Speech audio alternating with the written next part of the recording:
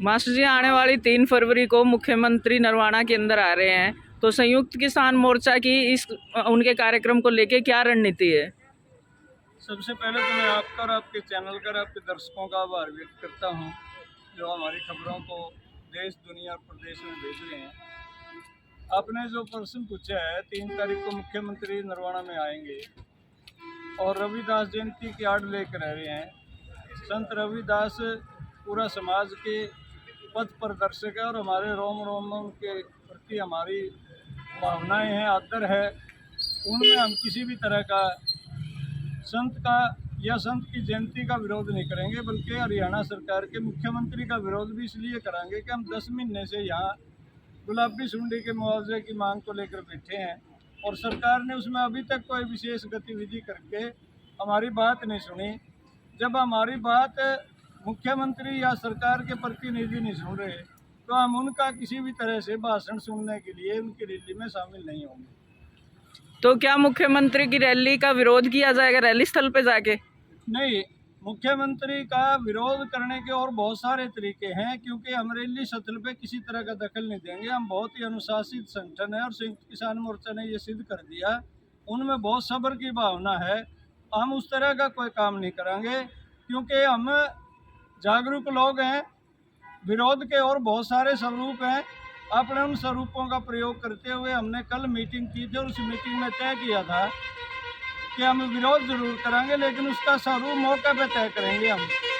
तो ये विरोध तो होगा, लेकिन वो मौके के अनुसार होगा और हम रैली स्थल पे बिल्कुल नहीं जाएंगे। उसके दायरे में भी कोई हमारा बंदा नहीं जाएगा। तो फिर विरोध का स्वरूप क्या होगा? ये तो बहुत रूप होते हैं विरोध के, आज मैं आपको नहीं बता सकता, क्योंकि हमने जो बात तय की है वो कमेटी में हो गया और कमेटी के फैसले में अकेला कोई घोषित करने वाला नहीं होता। वो मौका पे तय होगा। 3 तारीख को पूरा दिन है हमारे पास। जैसा भी स्वरूप होगा वो 3 तारीख को डिक्लेयर कर दिया जाएगा। और किसी न किसी तरह के विरोध कोई ज़रूरी नहीं होता है काले झंडे दिखा के किया जा सकता है। और हमें, क्योंकि संत शिरोमणि रविदास का प्रकाश उत्सव है और इस प्रकाश उत्सव पर हम किसी भी तरह की काली चीज़ों को दिखाना या छूना या उनका प्रयोग करना उचित नहीं मानते, बल्कि विरोध के और स्वरूप का प्रयोग हम करेंगे। तो आप अखिल भारतीय किसान सभा के राज्य के प्रदेशाध्यक्ष हैं। प्रदेशाध्यक्ष और मोर्चे के संयोजक होने के नाते आप आम जनता से क्या अपील करते हैं 3 फरवरी के लिए? देखिए, हम आम जनता से अपील करते हैं कि 5 फरवरी को संत रविदास जी की जयंती है और पूरे धूमधाम से हर घर में, हर गांव में, हर गली मोहल्ले में मनाया जाए।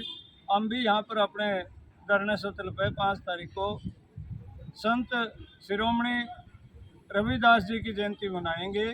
और जनता से भी अपील है कि वो संयम बनाकर रखें। जैसे हमने 1 साल 1 महीना बॉर्डरों पर संयम बनाया था, हम किसी तरह का कोई ताना बाना, सामाजिक, जातीय, धार्मिक किसी की भी भावनाओं को ठेस नहीं पहुंचाना चाहते, बल्कि हम अपनी मांग के लिए बैठे हैं और मांग के लिए मुख्यमंत्री से ही है। किसी भी तरह से हमारा कोई विरोध संत को लेकर या उसकी जयंती को लेकर नहीं है, बल्कि सरकार के प्रतिनिधि और मुख्यमंत्री सरकार का सबसे बड़ा प्रतिनिधि है, इसलिए उनके सामने अपनी बात रखना चाहते हैं। और सरकार यदि समय रहते हमारे से बात करके हमारे मुद्दों को निपटाती है, तो फिर उस विरोध पे भी विचार किया जा सकता है। हमारी कमेटी के सब सदस्य यहीं रहते हैं और यहीं पर हम मिनटों में अपने फैसलों का रिव्यू कर सकते हैं। तो इस रैली के माध्यम से जो खट्टर साहब करने आ रहे हैं, आपकी सरकार से मांगे क्या क्या है?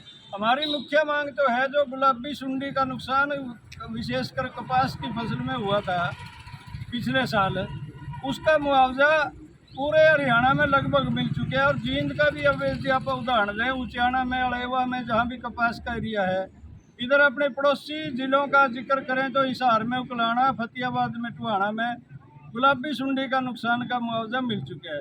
केवल नरवाना को छोड़ा गया। और नरवाना का वजन इसलिए ज़्यादा है कि जो क्रॉप कटिंग कील्ड के हिसाब से बीमा कंपनियां क्लेम देती है, तो हमारा 23 करोड़ रुपये बीमा कंपनियां किसानों के खाते में डाल चुकी है। इससे यह सिद्ध होता है कि यहाँ भी नुकसान है। दूसरा, यहाँ की मंडी का रिकॉर्ड बता सकता है कि 2 साल पहला मंडी में कितनी कपास बिकी थी और पिछले साल कितनी कपास बिकी थी। पैदावार ही नहीं हुई किसान के, इसलिए उचित मुआवजा अलेवा की तर्ज पे नरवाना में भी जारी किया जाए, ये मांग है हमारी मुख्य एक तो। बाकी हमारी फसलों के 2020 के 21 के अभी वर्तमान में 22 के मुआवजे रुके पड़े हैं। पूरे प्रदेश में पाले की वजह सरसों की फसल और सब्जियों की फसल का बहुत बड़ा नुकसान हुआ है, सरकार उसे कंपनसेट करे। अपने मंत्रिमंडल से मुख्यमंत्री से अपील करेंगे कि संदीप जैसे अपराधी को मंत्रिमंडल से बर्खास्त किया जाए, जिन्हें हमारी बेटी के साथ ज्यादती की है। ये बर्दाश्त करने वाली बातें नहीं है। हम किसान हैं, किसानी मुद्दों को भी लड़ेंगे और सामाजिक मुद्दों पर भी अपनी बात भी रखेंगे और जरूरत पड़े तो आंदोलन को तेज करेंगे। धन्यवाद।